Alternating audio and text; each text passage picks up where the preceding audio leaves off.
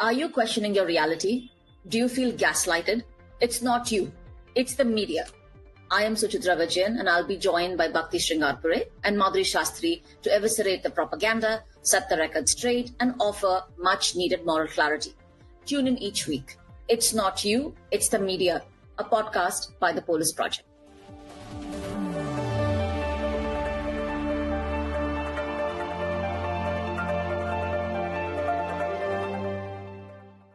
Welcome to It's Not You, It's the Media, a podcast from the Polis Project. Today we ask the question, why is the media complicit, too cowardly to ask how many Palestinian children must die before we call it a genocide? This isn't about words, it's about power, how it's weaponized, who wields it, and who bears the consequences. For over a century, international law has functioned within the colonial framework, a system designed not to deliver justice, but to maintain a kind of status quo and manage who is held accountable for violence. Yet, even within this structure, cracks are beginning to show. Exactly a year ago, in the case brought by South Africa against Israel, the ICJ ruled that there was a plausible genocide in Palestine. A statement so precise, so undeniable, it resonated far beyond legal circles.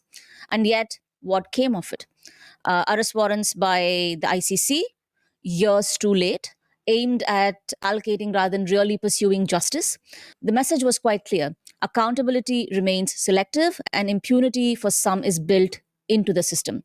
Today, we will unpack the ICC's delayed response, drawing connections between the ICC and ICJ, weaving the critical role of activists and states like South Africa, and we'll also trace the significance of UN rapporteur like Francesca Albanese, the Human Rights Watch report, the Amnesty International report. But most importantly, together we will ask, why won't the media say anything? We will examine not just the law's failure, but media's role in perpetuating genocide denial.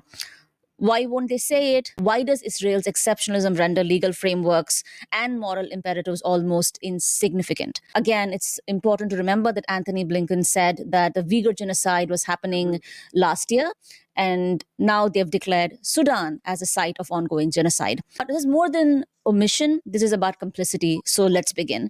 Madhuri, I kind of want to start with you. Will you summarize the key points when it comes to the ICC? Sure. And thanks, Suchitra, for that introduction. So the ICC, the International Criminal Court, in May of last year, 2024, the ICC prosecutor Karim Khan issued arrest warrants for the Israeli Prime Minister Netanyahu and then the former Defense Minister Yoav Gallant, as well as 3 Hamas officials, including Yahya Sinwar. Okay, and all of these Hamas officials are now suspected dead. Nonetheless, Netanyahu and Gallant have been charged with the war crimes of starvation as a method of warfare, as well as the crimes against humanity of murder, persecution, and other inhumane acts, as well as intentionally directing attacks over the civilian population of Gaza. As you mentioned, this is a very delayed response, especially given the ICJ's, the International Court of Justice's, very powerful declaration in January of that year. But there are some reasons why these arrest warrants are important. So firstly, this is the first time that the ICC has prosecuted a Western, darling. The ICC in its 20-year history, or slightly over 20 years, has prosecuted 67 people. And in the first 20 years of its existence, every single arrest warrant that it issued was against an African national. It's been widely criticized for this. And so it broke this streak, let's call it a streak, in 2023 or something, when the ICC issued arrest warrants for Putin and other Russian nationals that were involved in the Ukraine war. So now the streak is still broken. And by highlighting Netanyahu, it has made it such that it's not just anymore crazy Africans or barbaric Arabs who are the ones that are indicted, alone at least. And so that is meaningful. It would have been more meaningful, of course, had they not looped in, the Hamas officials. And the other thing that is concerning is that the ICC cites that there are reasonable grounds to believe that sexual violence was committed against the hostages, even though there is no evidence of that and all claims by Israel have been debunked. So it's not all victory, but it is meaningful. And then secondly, as Suchitra has said in her introduction, international law has existed in a colonial framework since its inception. And as you can imagine, the way it is now, it's very difficult to contain sovereign states. Obviously, some of them are more sovereign than others.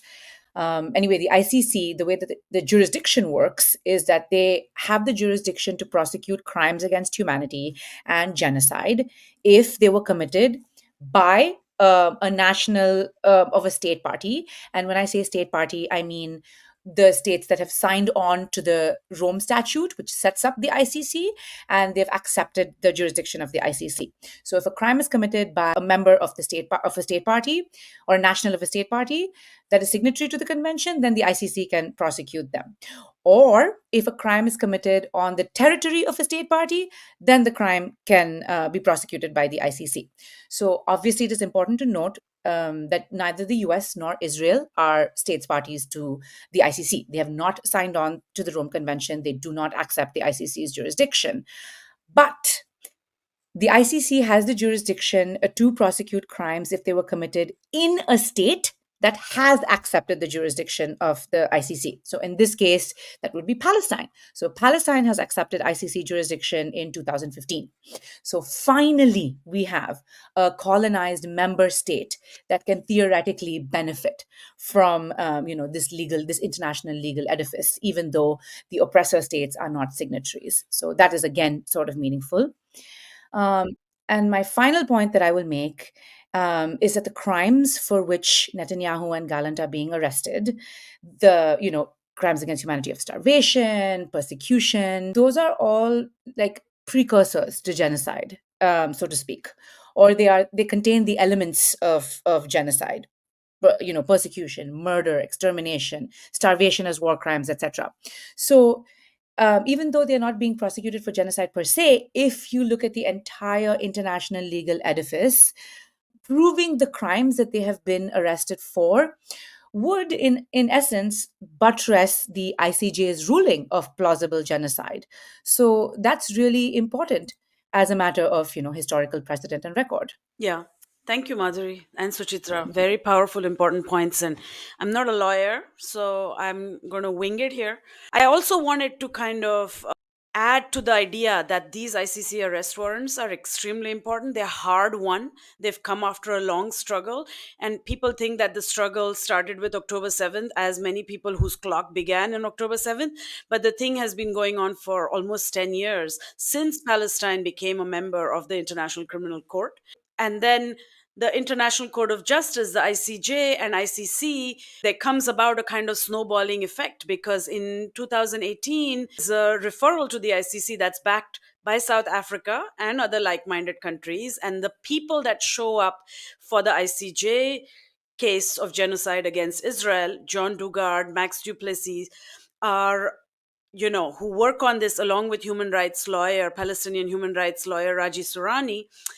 They asked for a criminal investigation actually into the settlements.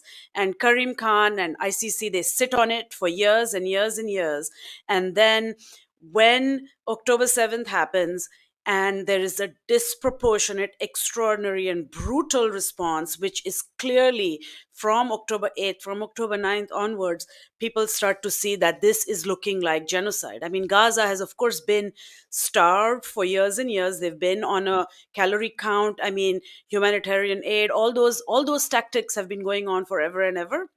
But I think by end of October 2023, these lawyers call upon the government to press for ceasefire in Gaza. And there's a lot of pressure that builds up on Karim Khan, who, by the way, is a villain of the first degree and known to say the worst stuff. In fact, ICC chief prosecutors have a reputation of being kind of sus anyways, and he's pretty bad news.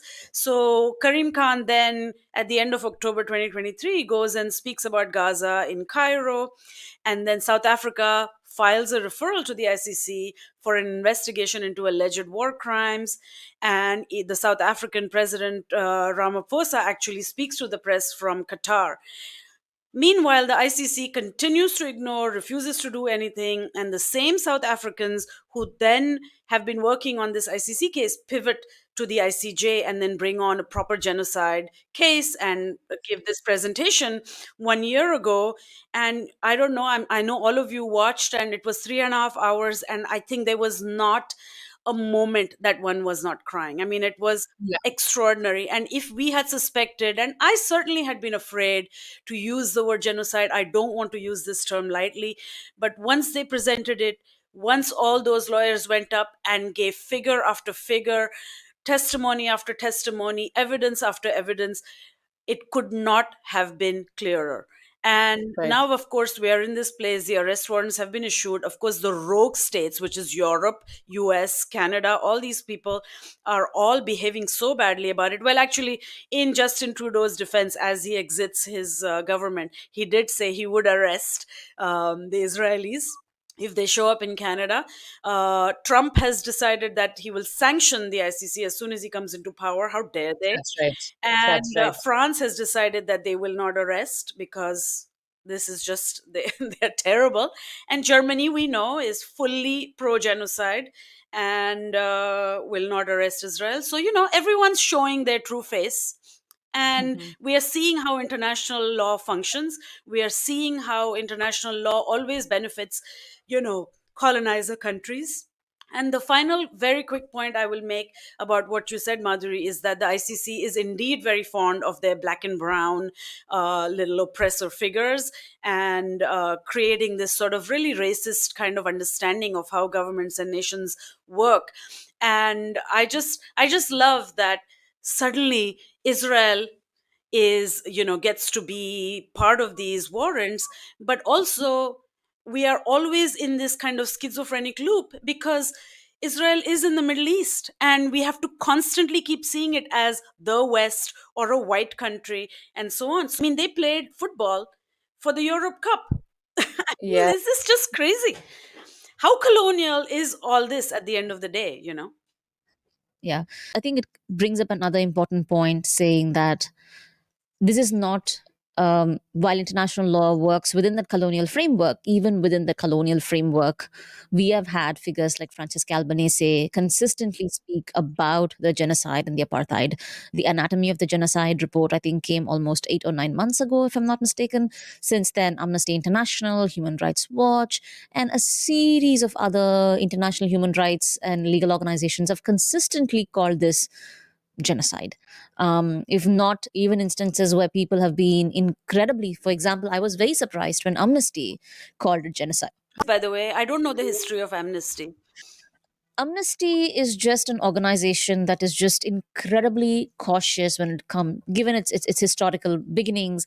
It's just an organization that is incredibly conscious about the language that they use, sometimes effectively so, and sometimes more often than not, deeply frustrating. For example, even when they advocate for political prisoners, they say prisoners of consciousness.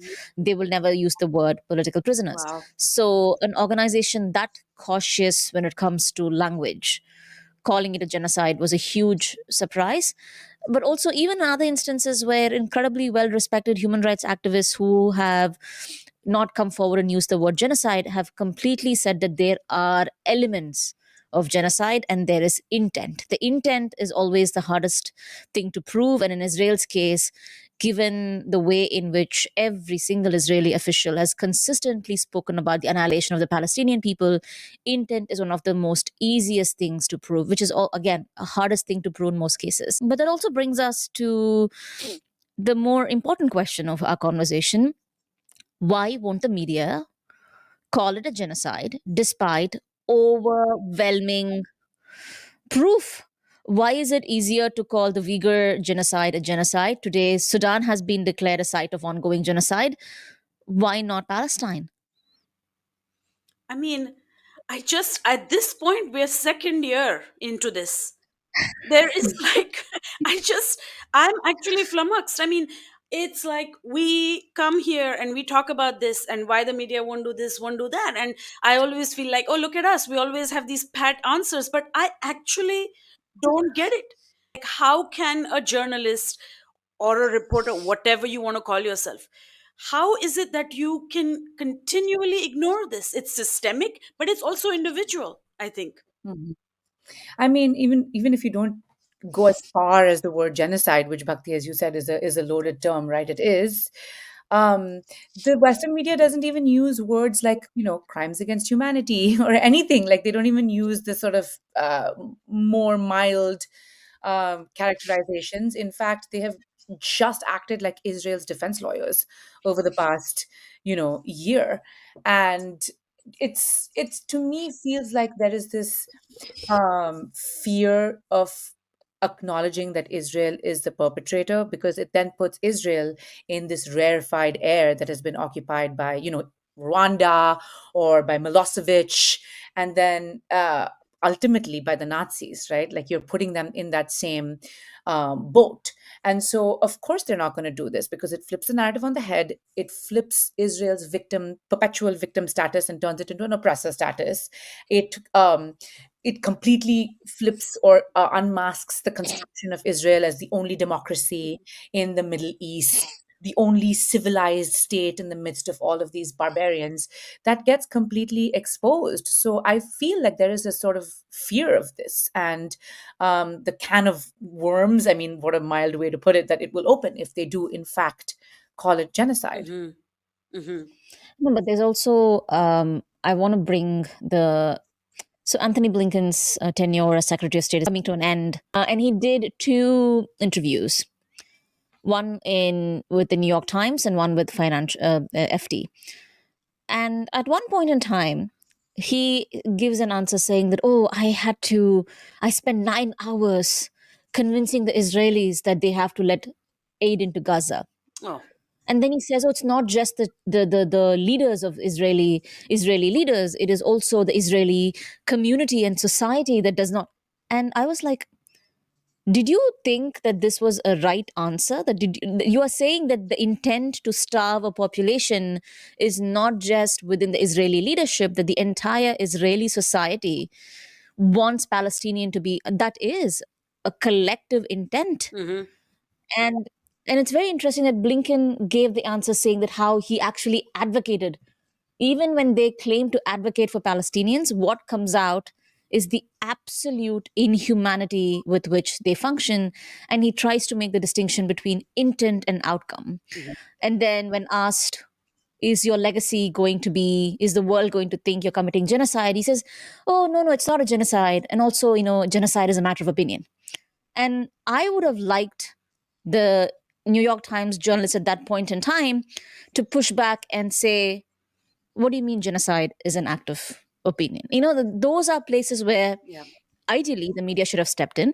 But we also know that both, at least based on public records, we know that both New York Times and the BBC instructed its journalists not to use words like genocide, not to use words like apartheid. So that also clearly puts us in a place where the media is complicit. It is so Machiavellian here. It is so cunning because what we get is a journalist, Lula Garcia Navarro is her name. And of course, for all token purposes, this is a diverse name.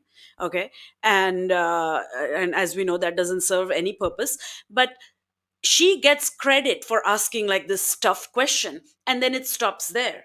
But what she really does is she sets the platform for him to do this denying. She sets the platform for him to get away with this sort of diplomacy, statist, dignified statement, sitting in a well lit room with a suit on and all this kind of stuff, allowing him that dignified affect as he says the most heinous things. So it's an absolute setup. And it's just been New York Times official line, because a lot of people were arguing that at least she asked the question, but she asked the question so he could deny. This is what's sickening about the whole thing. And then the BBC, there's been some row going on, and I'm sorry, my big issue with the BBC, I haven't followed in great detail because they are keeping the names anonymous, and it's like, why are your names anonymous? Why? Well, no, Where are the actually, mass resignations, as I keep asking? sorry, they did not. So the BBC, as far as the BBC expose has gone. They have named Oh, the journalists who came out all and right. spoke. Thank God. There was this investigation that was conducted by Dropsite News, and the journalists. I'm going to read from their report. Quote. The journalists also overwhelmingly point to the role of one person in particular, Rafi Berg, BBC News Online's Middle East editor. Berg sets the tone for BBC's digital output on Israel and Palestine, they say.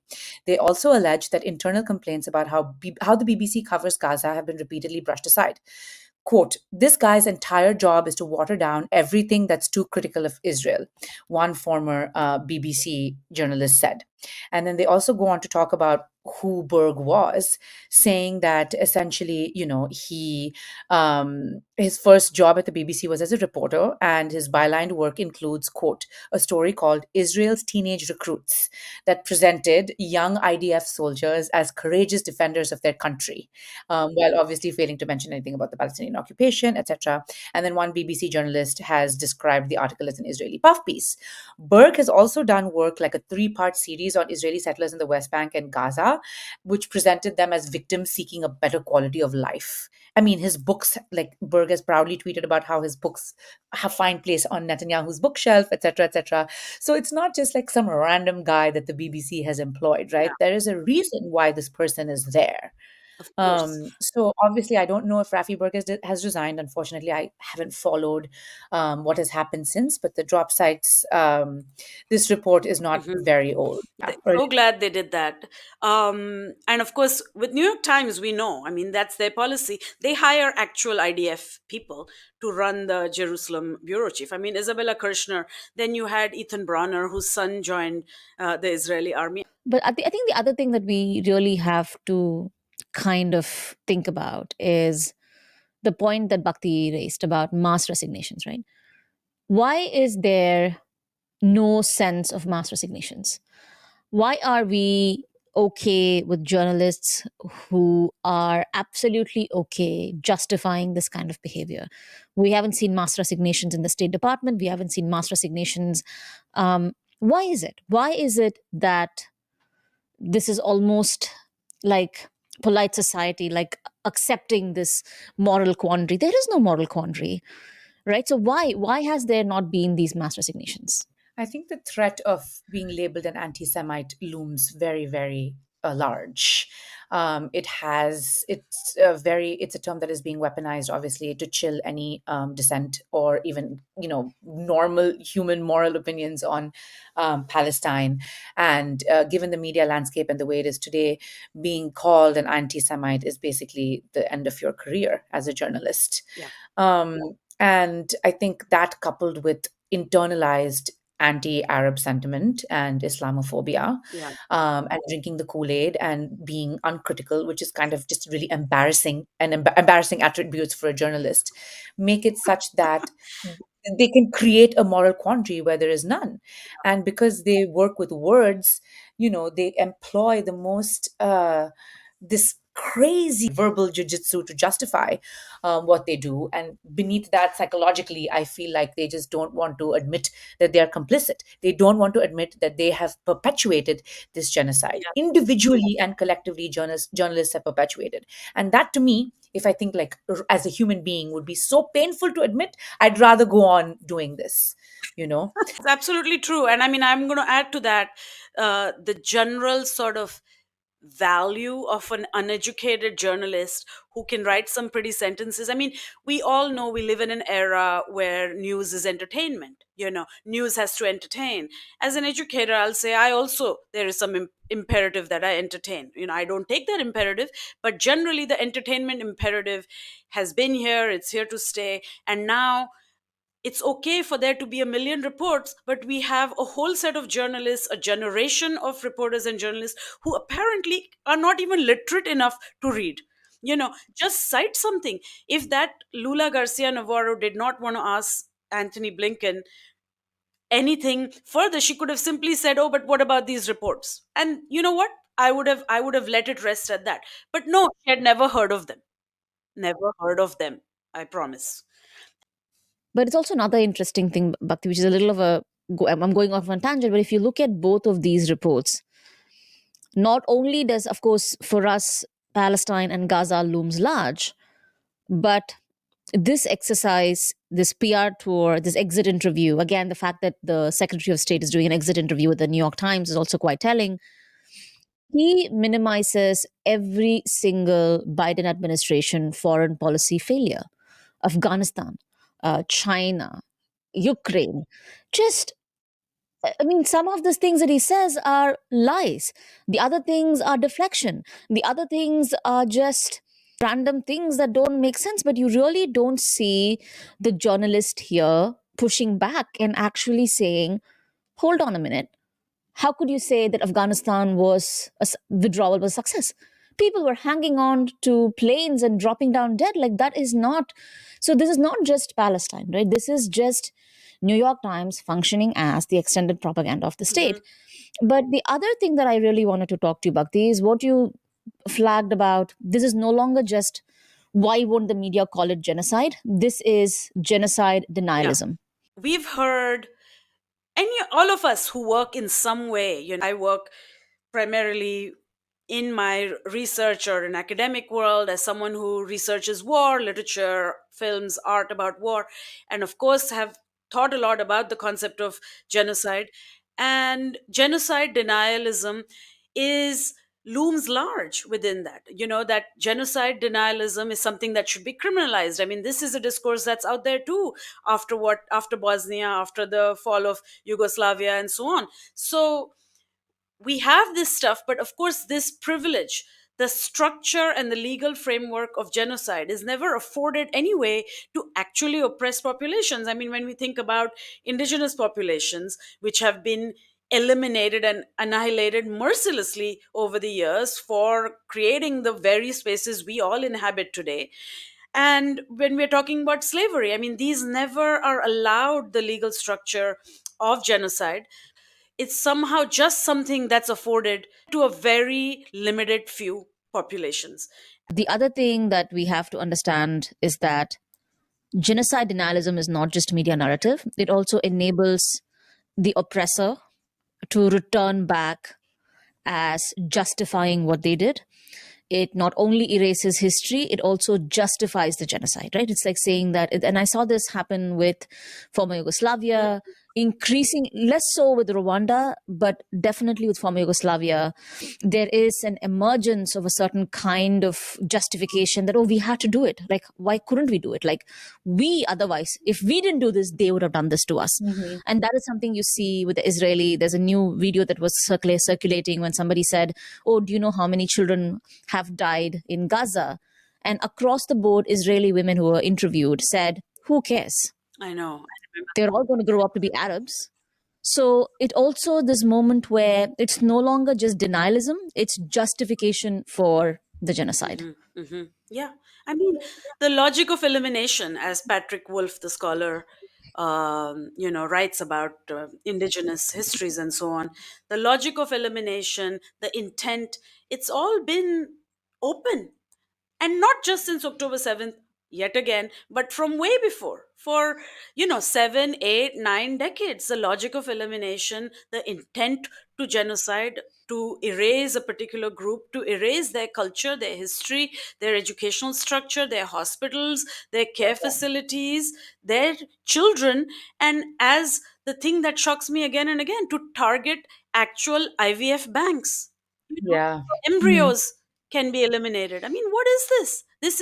This is the denial of future. This is genocide. So, I mean, as we make these sort of resounding points, I mean, both of you are lawyers, maybe you all are not working exactly within that profession right now, but have some experience of it. I mean, how long does it take? How does this transform? When does the narrative shift? I mean, I could not be more impatient, of course, but I also know that there is a price, there is a weight, there are some models, historical models, that point to the necessity of time as this shapes up. And of course, the damage is being done. I mean, that we certainly cannot stop, but I do wonder about the legal narrative. When does it change? When does it embed?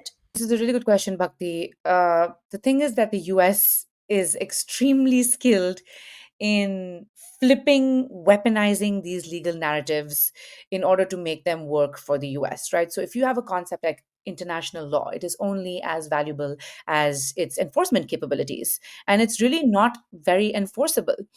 And, the US, for example, as I mentioned earlier, will not sign on to the statutes or the declarations that will allow it to be accountable under international law. So that's one way to water down how quickly it gets embedded or its value, its enforcing value. Obviously, also we have overwhelming evidence that for many years the US has violated like the torture convention, even the ones that are held hallowed and like foundational to our understanding of human society or whatever it is, right? And finally, it's always going to be used, in my opinion, as a weapon to control non-Western states. Like it has existed in a colonial framework, and it will continue to exist in a colonial framework. And we've seen this even with, for example, Obama, who they just create these random, definitions in international law that have absolutely no basis. For example, when he created the idea of enemy combatants, or the global battlefield, or whatever it is that allowed him, enemy combatants was just simply defined as a man between the age of like 18 and 35 or something like that. And the global battlefield is just anywhere, allows the US to drop bombs, absolutely anywhere. So it makes it difficult for me to see the value of this legal edifice in upholding any of these principles or protecting non-Western states. Time and again, it has been weaponized by Western states. And unfortunately, Suchitra, to your point also about, we had to do this, we had to do this. There is no one more skilled than using legal jujitsu to justify it than the US, in my Absolutely. opinion. And just makes me think of just recently 11 people were released from Guantanamo after, I don't even Yeah, know, 2 decades. No charge, no trial, nothing. And one of yeah. them, the Yemeni kid, he was 16 years old. He spent his whole life there now. I mean, I'm glad they're out, but this is a perfect example of a completely manipulative and disgusting legal system. You're totally right to remind me of that. But I think something else is also happening. Usually, genocide becomes recognized well after it's done. And second, but this is true of Rwanda under Clinton. This is true of, so Clinton just seems to have overseen far more genocides than, I mean, maybe Obama comes close. The other thing, I'm seeing two things happening now, which didn't happen before. One, social media, especially spaces like TikTok, where an entire new generation of Americans and young people across the world are learning to see American foreign policy for what it is. Exactly a year ago, Osama bin Laden's letter to America became viral to a point where Guardian, which had the letter in its website for 20 years, had to pull it down. The question one has to ask is, why pull it down after 20 years? It's been there. You're pulling it down because for the first time, young people are not defending or justifying this man, but actually are seeing because one of the things that bin Laden says is that the reason we're doing this is because of your footprint in our homes, your position on Palestine, and they are trying to understand and make sense of a history that has not been taught to them. And just teaching them or getting them that information is radicalizing them.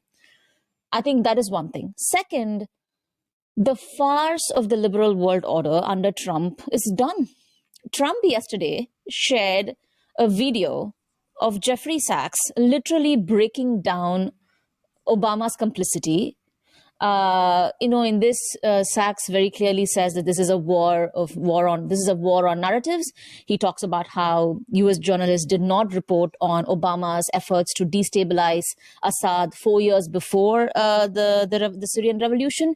He talks about how it is Netanyahu that has enmeshed the U.S. foreign policy into a unending war in Middle East.